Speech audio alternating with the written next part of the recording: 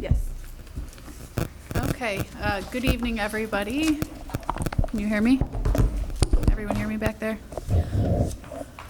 Okay, we are here for MCEA negotiations. It's November 14th, 2023, 4:40. We are off to a little bit of a late start due to some technical difficulties. This is bargaining session number 5. I think we'll start with introductions. My name is Christine Schroed. I'm Chief Negotiator on behalf of the school district. Laura Morrison, Assistant Superintendent for Finance for the district. Mark Howells, Coordinator, Martin County Schools. Lisa Estevez, Assistant Superintendent of Student Support Services. Ariane Deneen for MCEA. Pat Holtz, MCEA. Kim Love, MCEA. Susan Rayo, MCEA. Lonnie Barch, MCEA. Matt Theobald, President, MCEA. Gary Simmons, Chief Negotiator for MCEA, FEA. Daniel Gorostiaga, MCEA. I'm Julie Sessa, Assistant Superintendent of Human Resources, District Team. Okay, and we're missing tonight Jeff Raymond, Don Calderon, and Sherry Richardson. So our team's a little small today. So just to start out with a recap of last week, we met here. The district did make a financial proposal to MCEA regarding performance pay, and we had a pot of money of approximately $1,050,000. And our proposal included a distribution for annual contract. Highly effective would get $800, effective would get $600, and then for PSC, highly effective would get $600, and annual contract would get, effective would get $500. And this package was in addition to the millage money that has already been negotiated and settled, and then the TSIA raises that were negotiated earlier this year and ratified by your unit. In last week's session, MCEA also proposed some ground rules, and that would be under Article 1, and that was for the district to consider. Both parties did caucus to consider their respective proposals and came back and indicated that they needed additional time. It has since come to my attention that MCEA needs additional time to respond to the district's financial proposal. So at this rate, I believe our next session is not for a few weeks due to the Thanksgiving holiday. So we will begin negotiating the finances after a little break. I think today we can get started on some language proposals. I believe MCEA has some proposals for the open book, and the district also has some as well.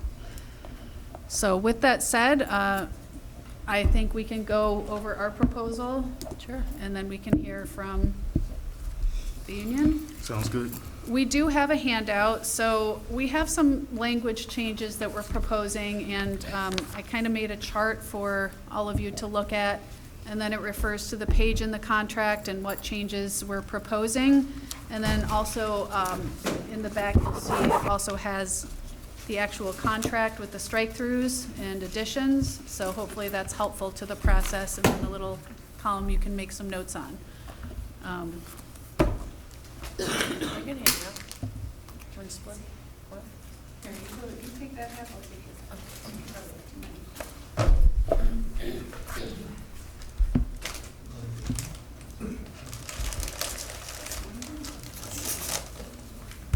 Do you keep one for yourself? Yes, please. Yeah. Okay.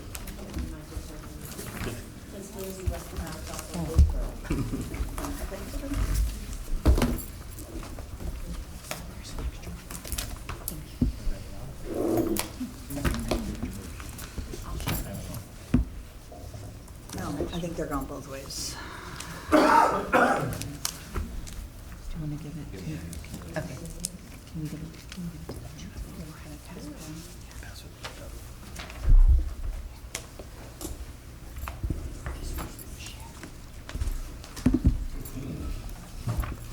So whenever you're ready, I can start kind of walking through the proposed changes. Okay.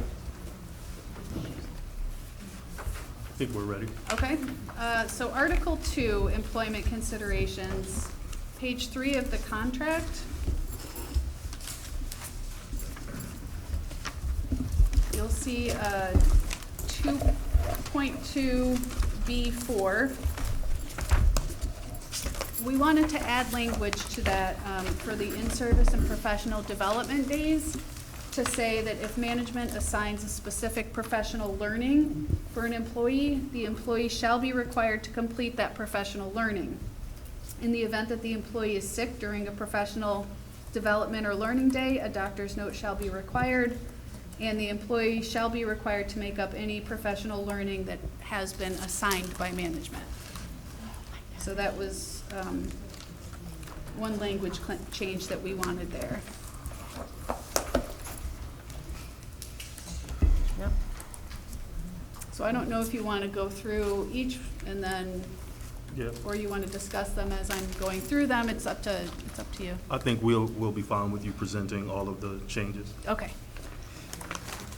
Then the next change is 2.2B6, minor change from language, professional development to professional learning. I believe they're trying to move away from the development, and it's now referred to as professional learning, so that's minor. 2.4E, we've had some issues with, we want to make sure that our contract language is in alignment with our appendix. So, and we do have an MOA that we reached as far as the amount for the Western Zone supplement. But for this, we just want to have it say the salary will be what is contained in Appendix B2. So there's no confusion. So that we added that language and struck the other previous language. 2.4G,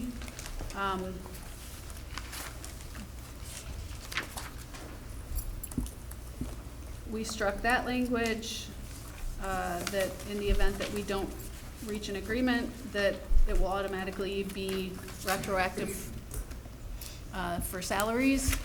We believe we can negotiate that it doesn't need to be a mandatory. It provides incentive for the parties to bargain in a more timely fashion, so we propose striking that language. Then if we move on to Article 4, Association and Management Rights, obviously we know the law has changed regarding payroll deduction, so we are proposing to strike the payroll deduction language in 4.1. Then moving over to Article 5, Working Conditions, a couple of minor changes. I think, we have a lot of committees, and you're going to see this as kind of a reoccurring theme. We don't mind having a provision in the contract that we have these committees, but instead of saying that they shall be formed, they may be formed, and if they are, here's the parameters for those committees. I know a lot of them aren't currently meeting, so it just kind of gives a little bit of flexibility and still allows it to happen without mandating that it happens. So that's a minor language change in 5.1A. 5.5, the classroom observation. We struck the language that each observation time period shall be no longer than 1 hour. Sometimes there may be a circumstance, and we're not saying that it would automatically go there, but we do have laws that allow parents and sometimes professional personnel to view the student in the classroom. One of the laws is the ESSER, Every Student Succeeds Act, and it really contemplates allowing parents to observe. With that said, it will have to still be collaborative, 24 hours notice. I think most of the time, an hour is sufficient, but there are cases, we just don't want to limit it to say only 1 hour and be in risk of violating any other laws that allow parents to participate in the planning of their child's education. So that's kind of the purpose behind striking that language. 5.8A, again, that's removing a shall and replacing it with may. Same thing with 5.10A, the early release, changing it from shall to may. And then 5.17, that's grades. I think we're of the mindset that how students are to be graded should be universal throughout the district, and it's in the student progression plan. So we just referred to the progression plan and kind of struck this out of the contract, so.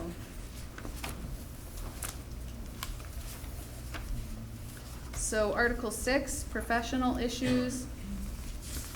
6.4, duties and record keeping. Again, this is just kind of, a lot of this language has been carried over from year to year, and the terminology is not necessarily current. So instead of basic education teachers, we changed it to general. IPS coach used to be a previous term. Now we're changing that to the ESE staffing specialist. So these are minor language changes.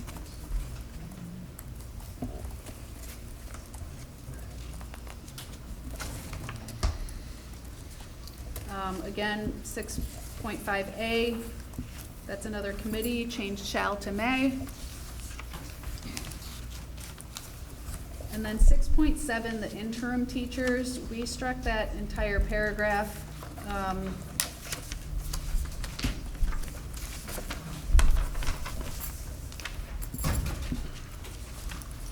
6.9, copy of the rules adopted by the board. I mean, everybody kind of is available to get all of that online. I think that language was from before everything being so accessible online, so we just kind of took that out of there as cleanup.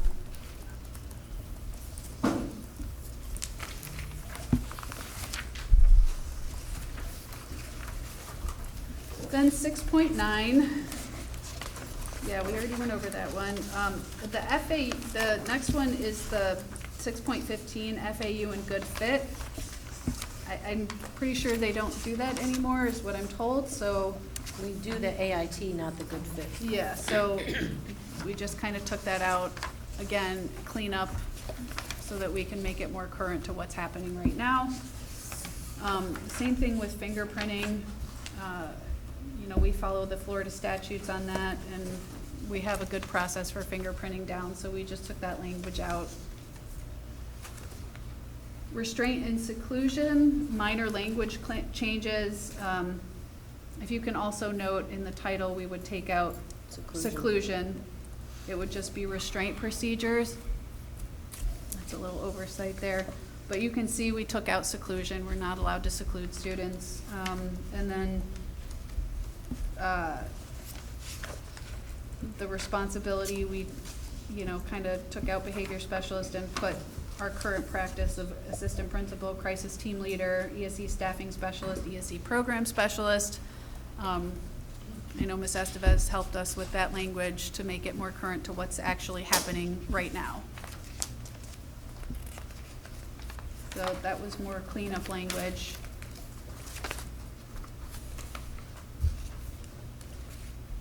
And then finally, lesson plans.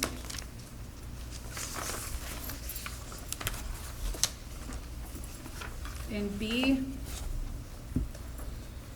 meaningful and timely written feedback will be provided on such lesson plans, and then just as needed.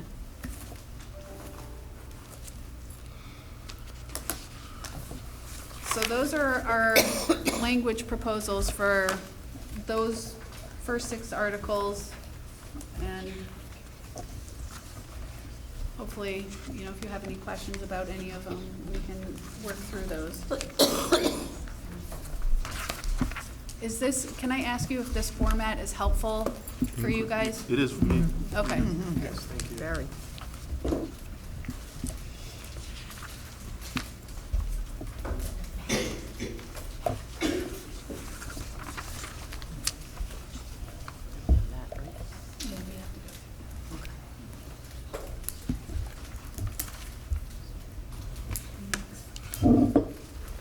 So, the only question that I have on the surface is with respect to the proposed change under Article 5.17 with respect to grades. So the district is proposing to remove Article 5, Section 17.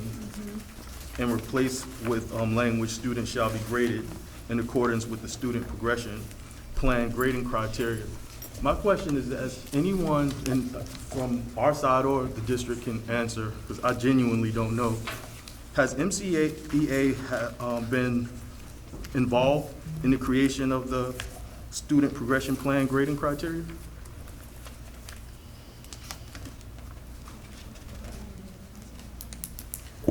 Gary, I can speak to that. Thank you. Not historically, but at least for this year, we have been invited to participate in a grading task force, which has the intention of reviewing and making changes to the student progression plan. But my understanding, and I can't speak historically, I'm not aware that MCA has been invited previously to participate in that. I think this might be the first year. So with that understanding, the language that we would like to, well, the district would like to revert to, would it be the language as it currently exists or the language after the session with MCEA's input? Say that again? So the district is proposing to replace the current language with the student progression plan, the current student progression plan. My question is it the plan as it's currently written, or to implement the plan after it comes out of this committee that MCEA is working with at the current moment? I think it's just as written. I mean, I think district staff is seeking input. I think, you know, if you have a counter to the language to ensure that that occurs, you can certainly do that. I think they just want to make sure that it's current and everybody's doing it consistently across the school district. Okay.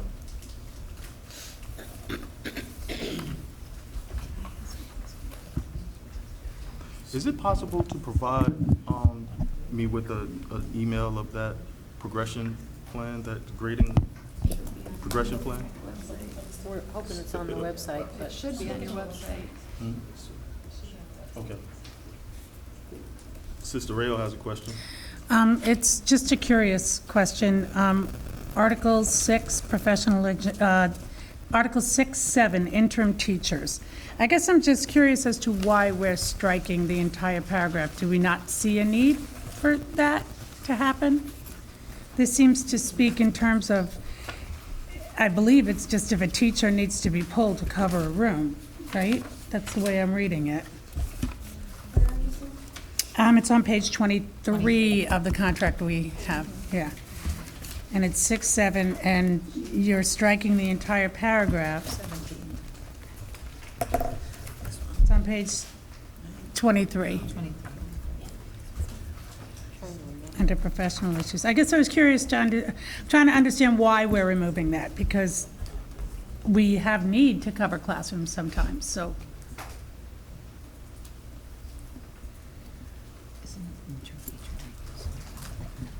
Read the article, read the paragraph, though. I don't really know that it's in use right now, Sue. Yes. When a teacher, it usually happens after the school year has begun, and a teacher leaves the staff, and other teachers are offered the opportunity to take over one of those classes during their planning period. They are offered their usual hourly rate, because they're taking on the full responsibility of that class for the remainder of the year, not just as a substitute for a short period of time. Okay, so I think you gave me two different things. You were saying covering during their plan, and then you ended it with. No. They would be teaching instead of at the middle school, instead of teaching 6 periods a day, they would be teaching 7 periods a day. Okay. So only that period. For their salary, yeah. For Yeah. their- Because when I heard the end of your sentence, it sounded like they were taking over the whole class. Yes. But if there's 6 periods and they're only teaching 1, Is it just the six 7th period different? class. Not the teacher's whole load, just Yeah. during their planning period. But that would So there no might longer be- their planning period. It would be a 7th class. So when do they make up? So this is saying they'll make up the planning period After school hours. after school hours and then get paid for the planning period as well? No. Okay. You get paid for providing instruction during the class period during the day. Okay.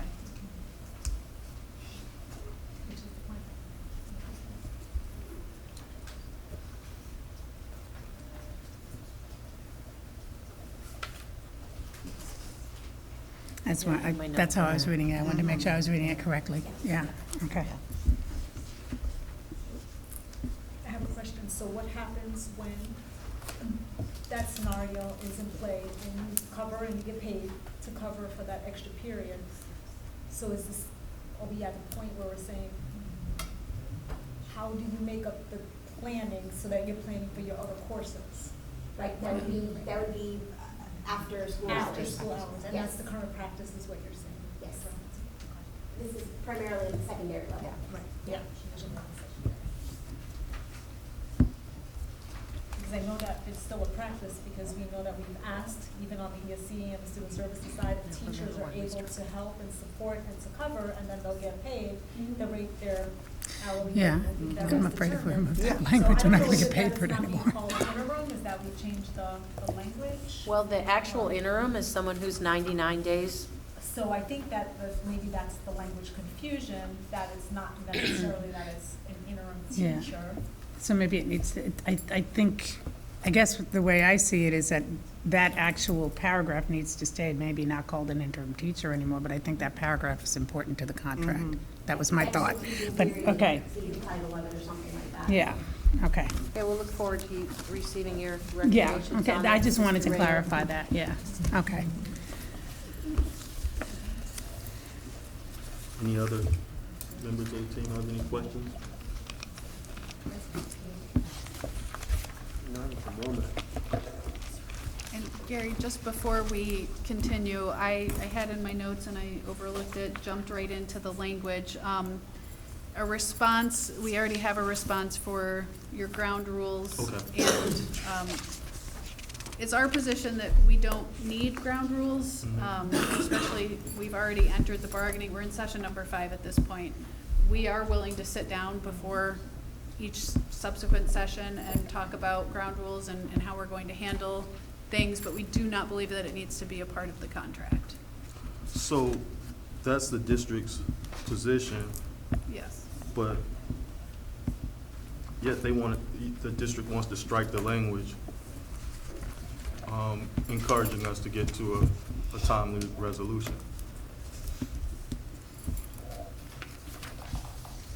On the July 1, is that what Yeah, he's that's asking the about? July 1, right. So Carter had talked about it, we actually, with regard to the July 1 retro date, is that what you're talking about? Yeah. And I know we've mentioned it before, and what page are we on for Carter to see? For the July 1, that would be, I think it's 2.4. Oh, I'm in the wrong contract, that's why I was in the real contract. That's why I was confused. It's on page 7, G. 2.4G. With regard to failed to agree prior to July 1 through negotiation process to mutually agreed upon salary increase will be paid retroactively. So Right. you want to address that? Yes, sir, please. Well, I think Christine covered it when she said it's to incentivize each party to negotiate, obviously in good faith, and to try to resolve the matters or wages particularly prior to the July 1 date. And I can definitely understand that, but what I don't understand is how a process, for example, that would have both parties committing to having all proposals on the table by the third session that we proposed wouldn't put us on a pathway to satisfying those timelines.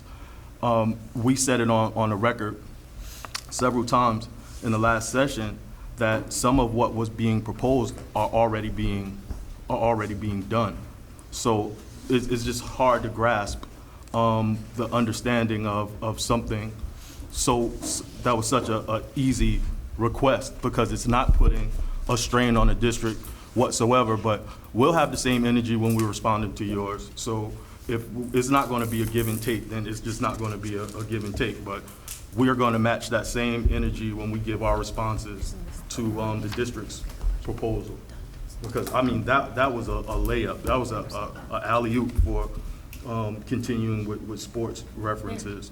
I don't think that it was anything that we proposed that would put a strain on the process that we're already doing.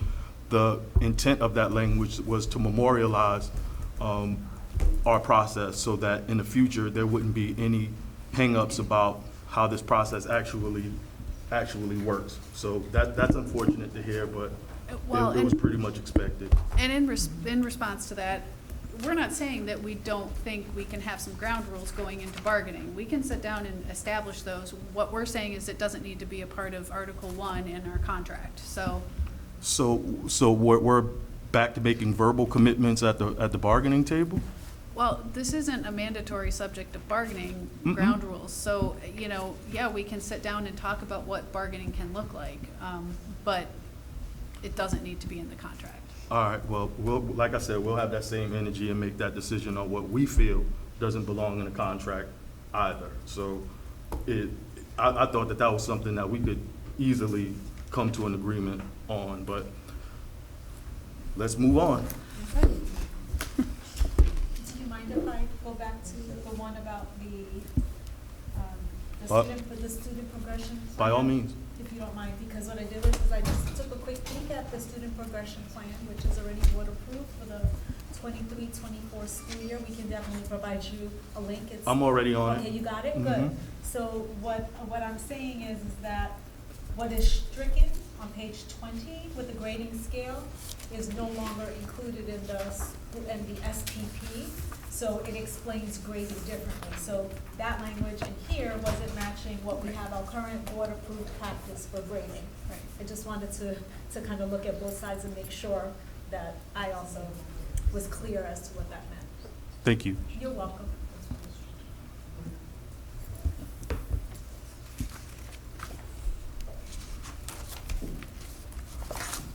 So if the district is ready for the union's proposals, I'll get that taken care of now.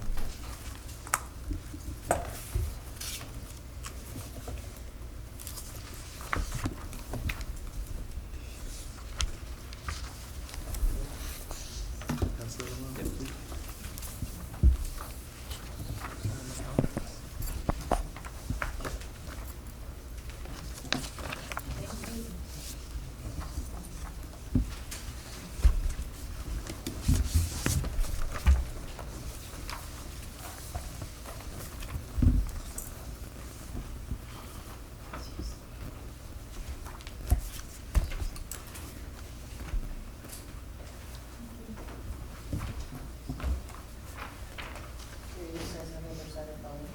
Pardon me? It says November 7th, session 4. Yeah, I just didn't change the heading. Okay.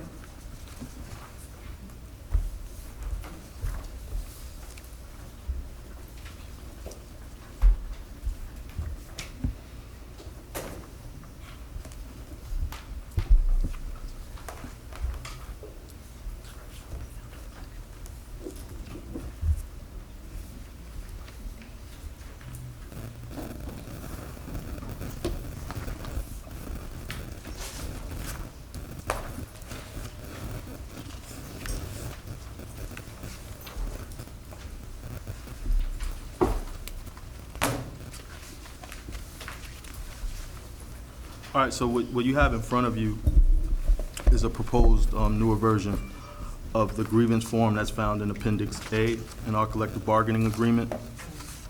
What we wanted to do was to revamp this grievance form to make it more effective.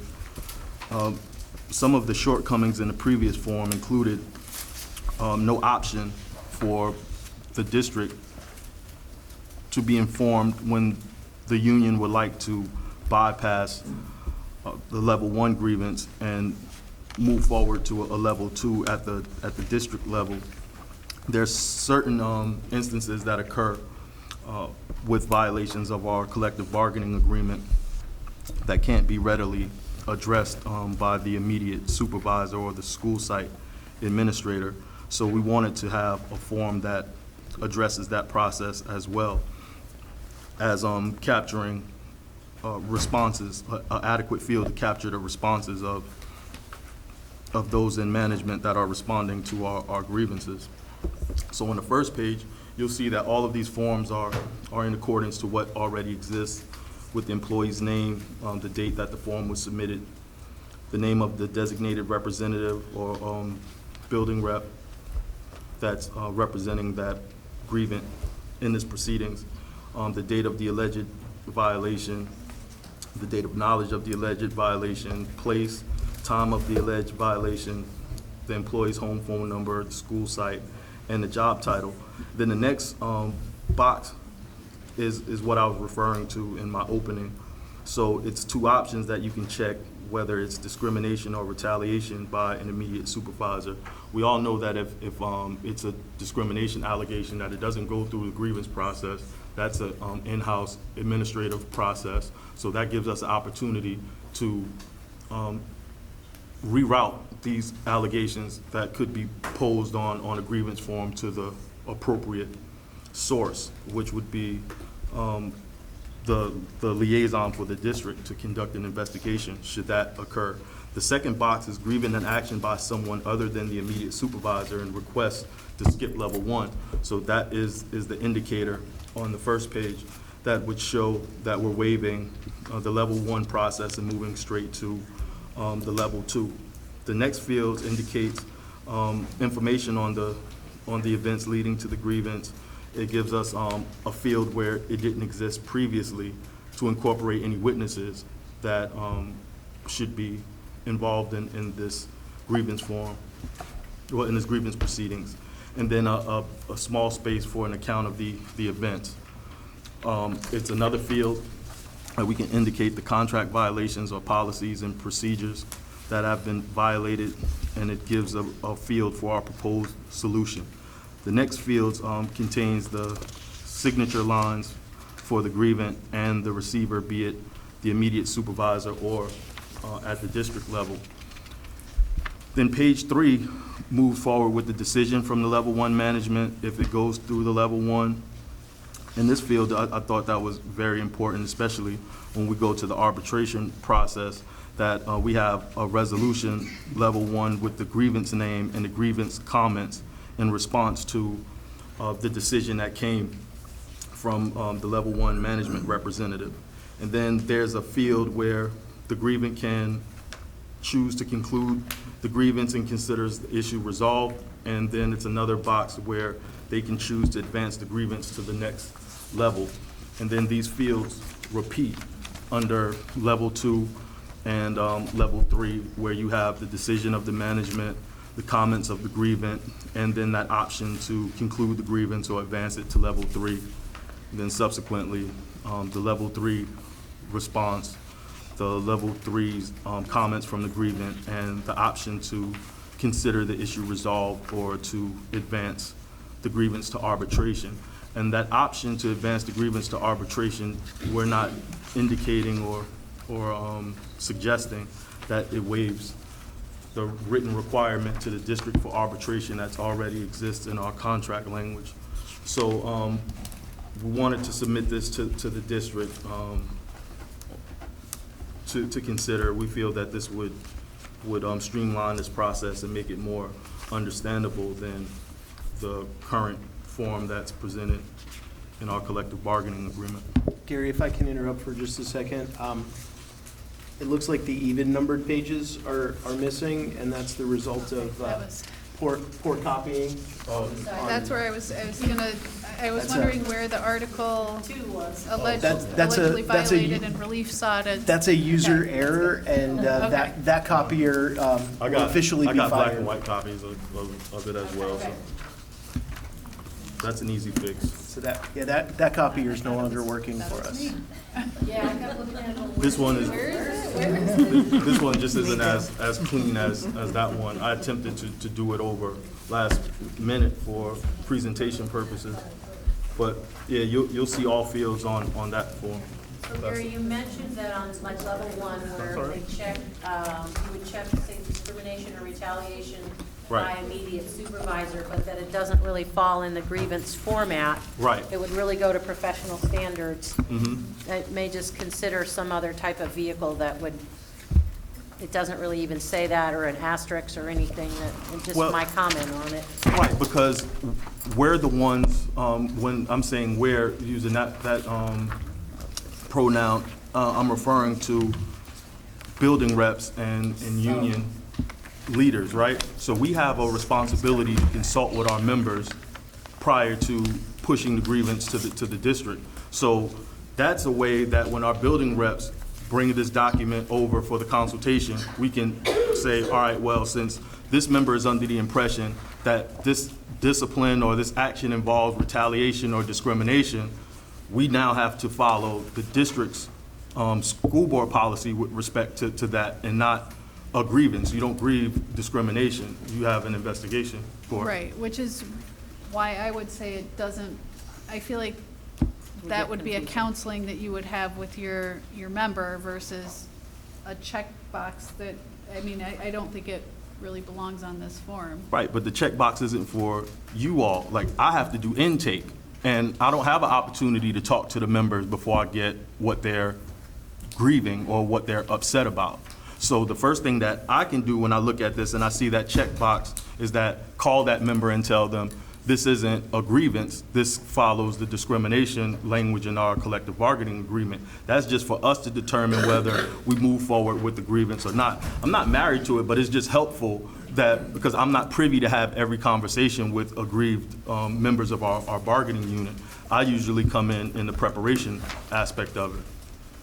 I understand, it might be confusing when I receive it and catalog it, because it says grievance form on it. You wouldn't receive it because Oh, it wouldn't get okay. past us. That's the whole point of having it on there. But what if they what if they have a legitimate grievance and they're like, well, yeah, I feel like my supervisor retaliated and now we've got to farm all of these out. I mean, we've got to follow our board policy too. Well, I've been doing this for a very, very long time, right? So when that issue comes up to me, the first instinct that someone is going to have is that it's personal. I've been retaliated against. I've been discriminated against. Now you have a whole set of proof that you have to discover.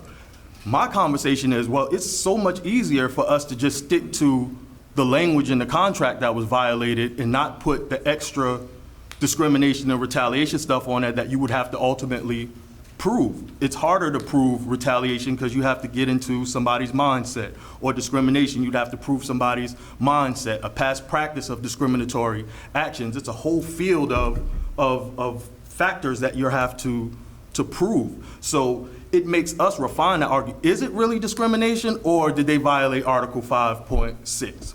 Right? So that's the way that we do the consultation. But again, I'm not married to it. It just helps our process a little bit. But I do like the part where the grieving action by someone other than the immediate supervisor and request to skip level 1, because we've already had that this year a couple times, so. And the format, and it's much cleaner than we have before, so Yeah, I like how you have it put together. and just for what validated that line that we were talking about is because just yesterday from this district, I got a call with respect to, I want to file a grievance, and then when you get down to the meat and potatoes of it, it's more discrimination related, not contract violation related. So it's very helpful in and of that manner, because our members aren't 100% knowledgeable of this process. They usually only get themselves involved in the grievance process once they have an issue that they feel aggrieved on. So that's what we have for your consideration, to include or replace the current grievance form in Appendix A. Thank you. And I will definitely send you guys an electronic copy of this, so you'll have a clean copy. Okay, and I would love for you to put the date on it. All right. The last thing that I have for you today .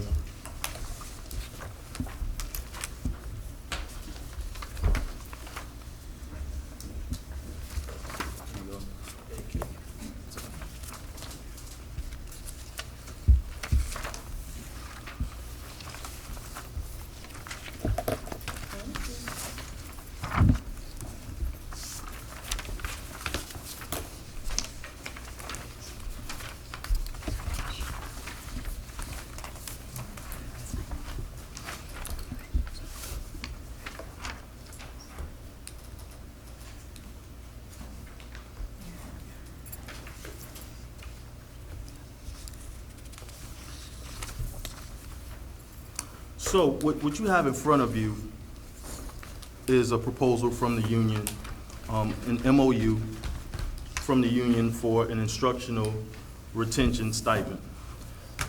Now, the reason why we wanted to incorporate or propose this retention stipend this afternoon, and it definitely wasn't planned this way, it's just the irony of it that your team is splintered for participating in the workshop, and one of the subject matters in that workshop that's taking place with the school board is the subject of retention.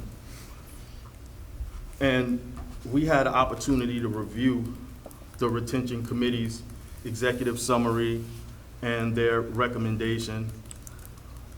We got an opportunity to see the numbers of the teachers that have left the Martin County School District. We got an opportunity to see where they fall at. A lot of them are first year up to third year teachers.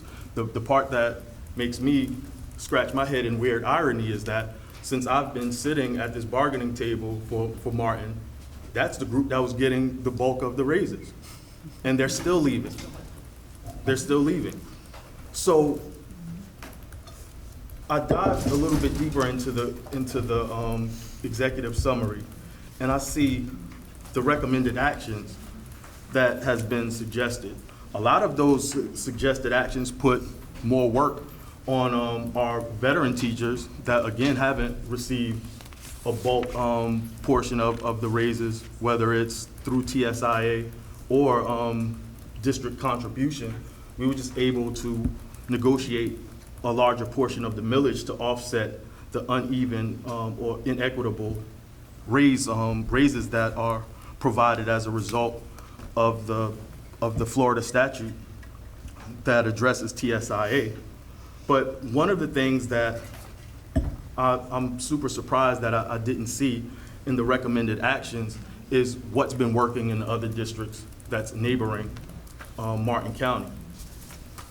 As I say in almost every session, I have the privilege of negotiating not just the contract for Martin County, but that of Indian River and Okeechobee as well. So what I wanted to do was look at the neighboring counties that are surrounding Martin County. And I look at St. Lucie County. St. Lucie County has provided in this bargaining session retention stipends that range from $250, $845, $1,100, $1,690. And they also provided their bargaining unit members a one-time take-home stipend or supplement for Christmas for $1,000. In Okeechobee County, for the fourth consecutive year, all of the instructional employees received a $2,000 retention stipend. Classified employees received $1,000. In Indian River, instructional employees that have 16+ years of experience received a $1,200 stipend. 9 to 15 received $1,000. 3 to 8 received $9, and 1 to 2 years received $500. In Palm Beach, 1 to 4 years received $1,000, 5 to 9 received $5,000, 10+ years received $10,000. Their numbers aren't remotely close to Martin County's numbers with employees that are leaving the district. And the reason why I picked these 4 districts to focus on is because 9 times out of 10, the employees that are leaving these districts are going to one of these counties because they're the closest geographically. They don't have to sell their homes and move to a different part of the state. They just have to add a little bit more mileage on their journey on a daily basis. So if the district is really interested in retaining their employees, then one way that we should definitely consider is giving them an incentive to stay.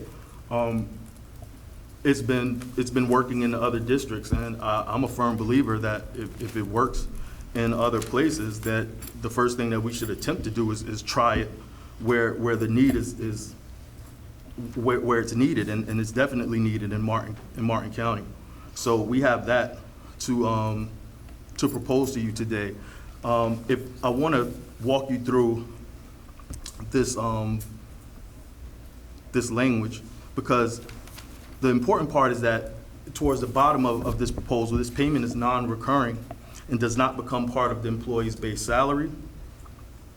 And the district will guarantee this retention stipend for instructional employees for the 2023-2024 school year only, and may use federal stimulus dollars to fund the stipend. And the reason why I included that is because Okeechobee financed their retention stipends for their instructional and classified employees for the past 4 years solely through federal stimulus dollars, specifically ESSER. With respect to the funding sources for the other retention stipends, I can't speak to record with absolute certainty that they funded theirs through ESSER, but the one that I sat at the bargaining table with, I can assure you that that money was financed through ESSER dollars. So that's an option that we have here. I know that there's a cost associated. There's not a cost out sheet for this instructional retention stipend proposal, but the rough value of what this proposal would look like is 1,137 instructional employees to receive $2,000 apiece. That comes up to about $2.3 million to finance this proposal.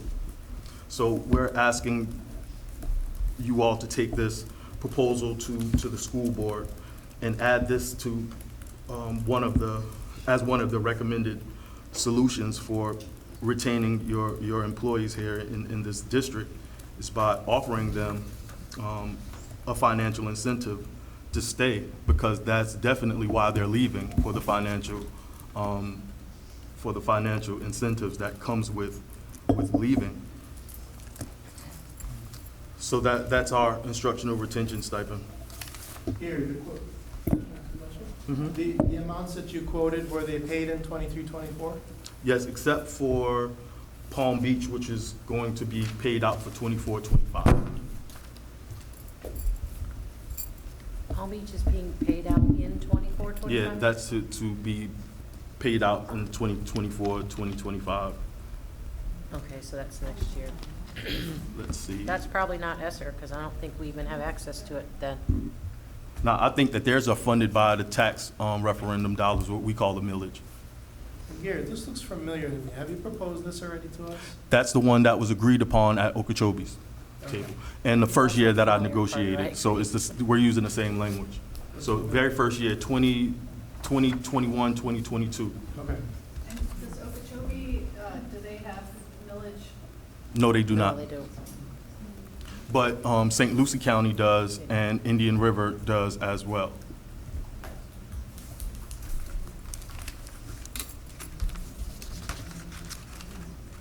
Just to be clear, this is not your counter to your performance pay. Nope, that's a one-time retention stipend that we're requesting. And I think that we spelled out what the terms would be in order for an employee to have received this money. They must have worked at least one day over half of the 2022-2023 school year for Martin County School Board. They must receive an effective or higher performance evaluation for the 2022-2023 school year, and they must still be employed by the district on the date the school board would ratify this proposed language. So it's not just a issuance of checks. There are criteria that needs to be met in order to qualify for that stipend.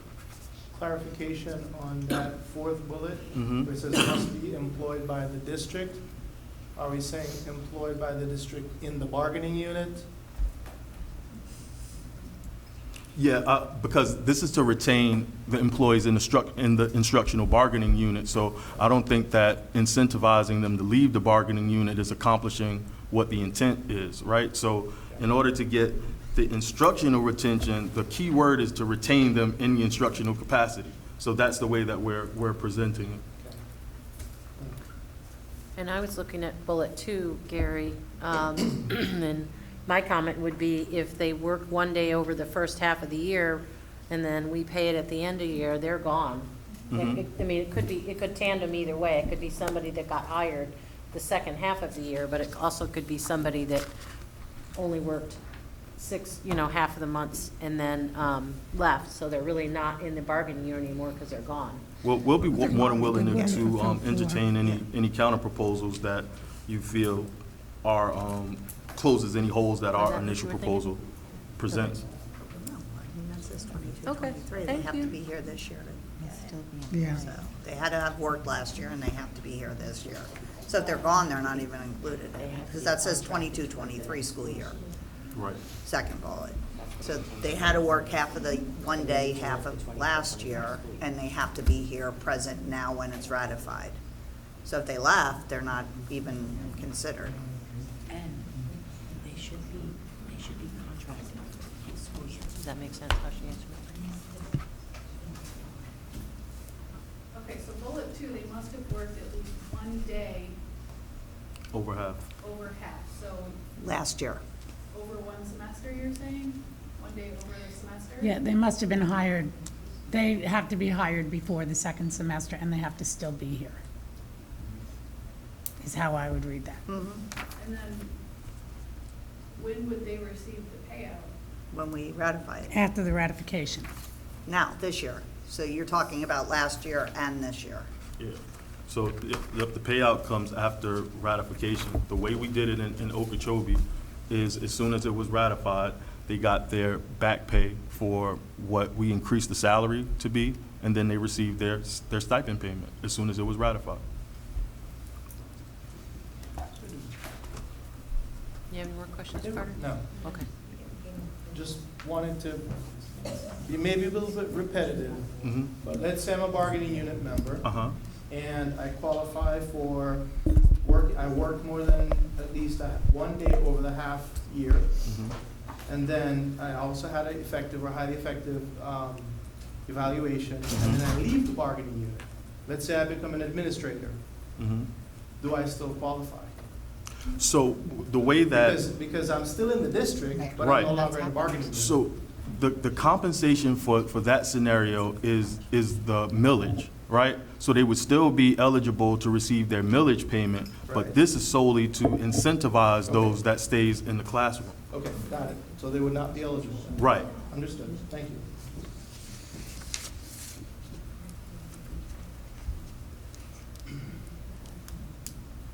So the numbers I ran here, just for clarification, is 1,137 MBUs. Right.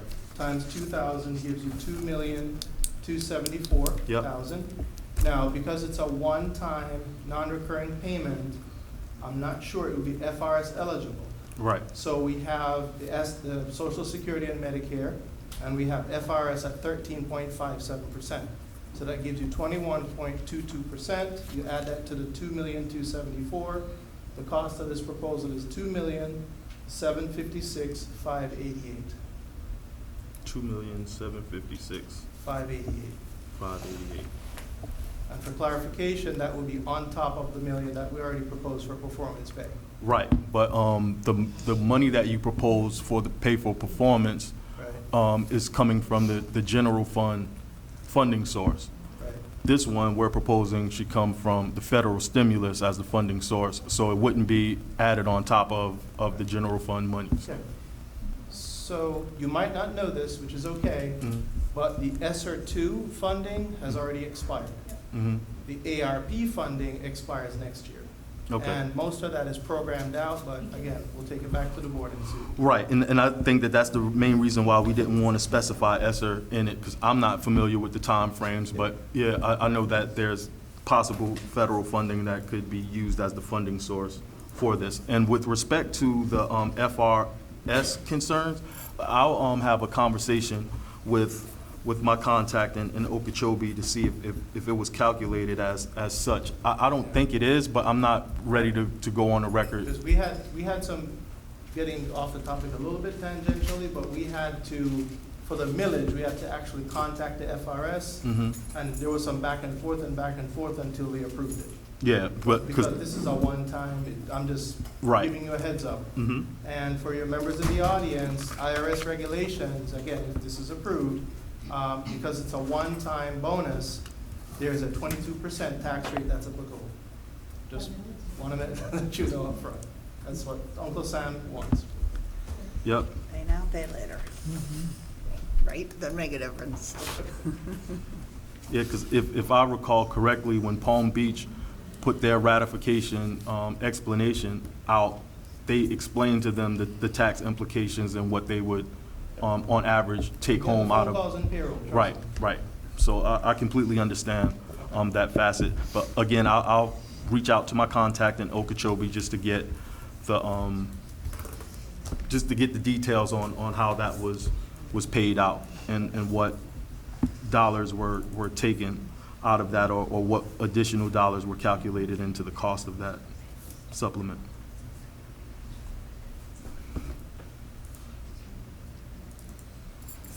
Any other questions?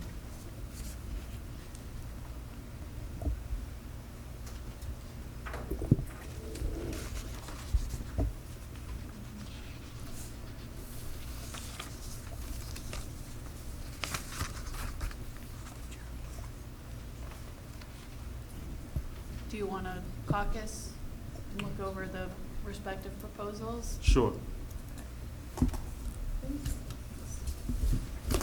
5:36, parties are going to caucus.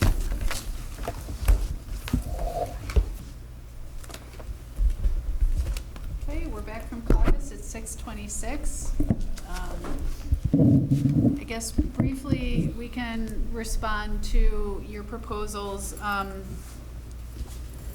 With regard to the MOA that you or MOU that you presented, we obviously didn't come here tonight with $2.8 million additional dollars to spend, so we're going to have to take this back to the board for consideration. The grievance form, I think we like most of what you have on here, but there are some things that we discussed in caucus that we're not in agreement with. I think on the first page, the discrimination or retaliation, or check if you want to skip to level 1. It's our understanding that normally how that's handled is that it's discussed amongst MCEA and the district whether or not it should skip to a level 2. I think what we want to do is look at maybe adding some language in Article 3. I know there's a provision on page 10 of the contract where it says that if it affects a class of employees, you can move it to level 2. Maybe that's where we need language that states that, you know, by mutual agreement, if the grievance doesn't involve a building level decision, you know, the parties can confer and mutually decide to advance to level 2. So I think we want to look at maybe crafting language to add to the contract versus on this actual grievance form. And we can come back with a more concrete response to that for next week or next session. Right, well, real briefly, the reason why that particular checklist was presented it was because in more than one instance last school year, we filled out the grievance form as it exists. And we received responses back from the district stating that, oh, this doesn't, this should be moved to a step 2. And we know this already. It's just not a part on a form where you can't complete the first page that indicates it's a level 1 grievance. So that part of the form adds a lot of confusion, because I can show you a communication that you sent to me saying that this shouldn't even involve a step 1, and we're saying, like, we know this is a pay issue. A school principal can't respond to this grievance. We know that it goes directly to a step 2. I was just trying to make, because we primarily use this form. The district uses this form as a response and processing measure, but as far as the bulk of the information that's incorporated into this form, the grievance, the statement from the grievant, all of that, that's the work that's done on our end. So it's kind of head scratching that it's not taking into consideration what the form for, because I haven't experienced a situation where the district came to us with the grievance form saying that the union violated an aspect of the collective bargaining agreement. The district doesn't use this form. So I regress, but the form as presented would be beneficial to our process. And that's the reason why it was presented, because the form that we're currently using is not an effective form, process-wise. But I'll wait for your counter proposal. Okay, and like I said, I think, we're in agreement with a lot of what is on this form, but there are portions that we're not in agreement with. It is, I think you do have the art, I know we had two different forms that were given to us. The Yeah, one-sided form was the incorrect one, the two-sided form is the correct one. yeah. What I think, I can send you. It is, I can yeah, send you the an electronic violations, form. please provide a list of any policies, procedures, or guidelines. that was the issue. Yeah, I think we want to spell out a little more clearly what article, page, and provision of the contract you believe is From being the existing violated. form. Yeah, so I think just maybe, there's just some minor tweaks that I think we I got can, we can look to. So I think that's all from us. All right. Well, we had a lot to digest. And we'll be meeting as a team to go through a lot of those proposals that the district has provided to us today. But only thing that I can say is the message to take back to the school board is that if they're not gonna have an appetite for anything that we put on the table, we're not gonna be very much hungry either. So either we all eat together or nobody eats at all. But that's the position that we're gonna take. It can't just be a laundry list of all of the changes that you wanna take out of our contract, but there's not any interest in entertaining any of the language that we feel would improve the working conditions of our bargaining unit members. So I know that they listen to this, and that's my statement to the school board. We're not going to entertain this position of not having an appetite for everything that we put across the table. That's completely unfair, and it's not bargaining in good faith. And in response to that, I think we haven't even really gotten into anything Right. overly substantive. Yeah. So, we certainly welcome any proposals on language. This is open book. Right. And,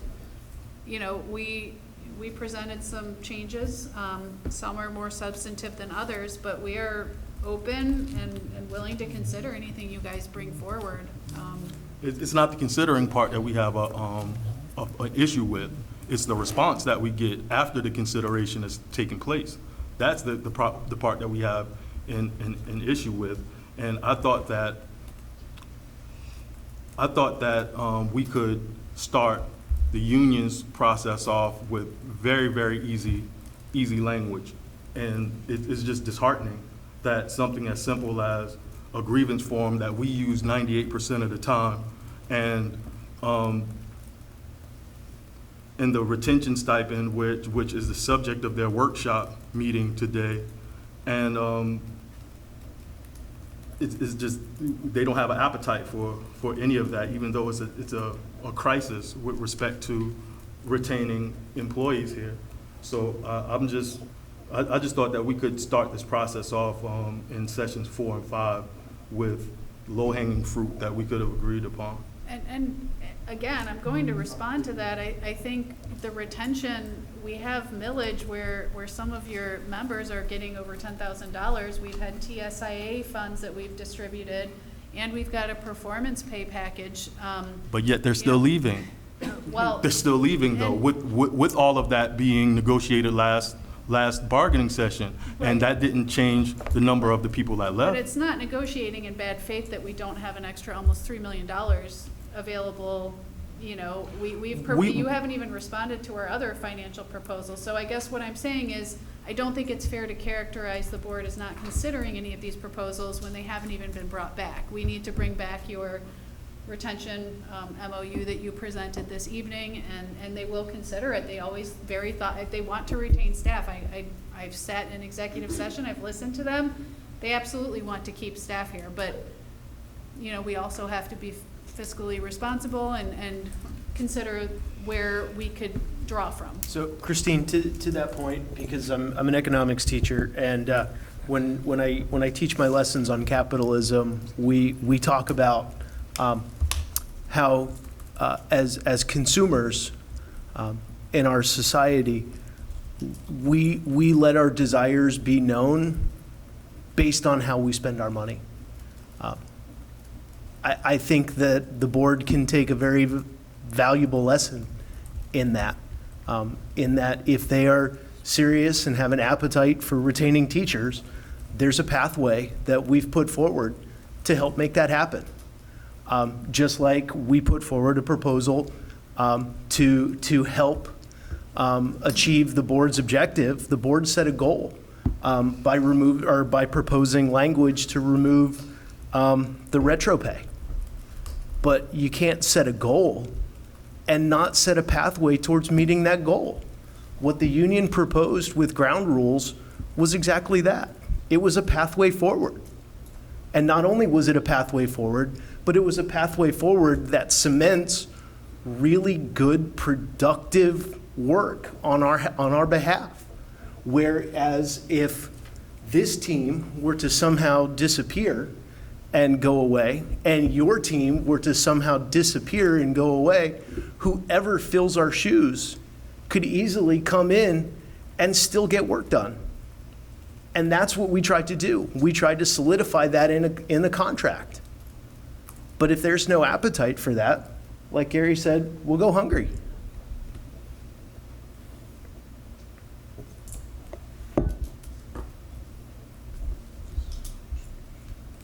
So I've emailed the grievance form proposal, so you'll have the electronic version. Thank And you. you can base any of your edits on that.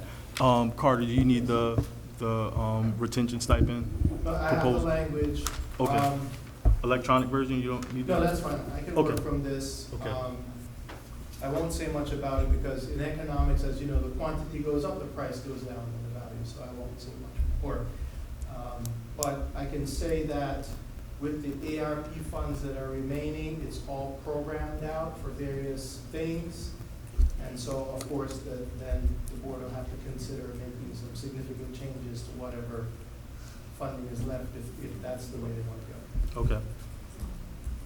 They're allowed to prioritize. So that's important. That's all we have today. We anticipate to respond to the salary proposal, the second half of the salary proposal with respect to the pay for performance aspect of it, as well as the language that was proposed from various articles in the contract that was presented today. So we'll have responses to those in our session number 6. Do we have a date for session 6? December 5. December 5th. Okay,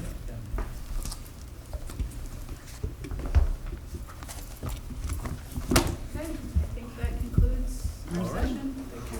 Thanks, everyone. All right, have a good one.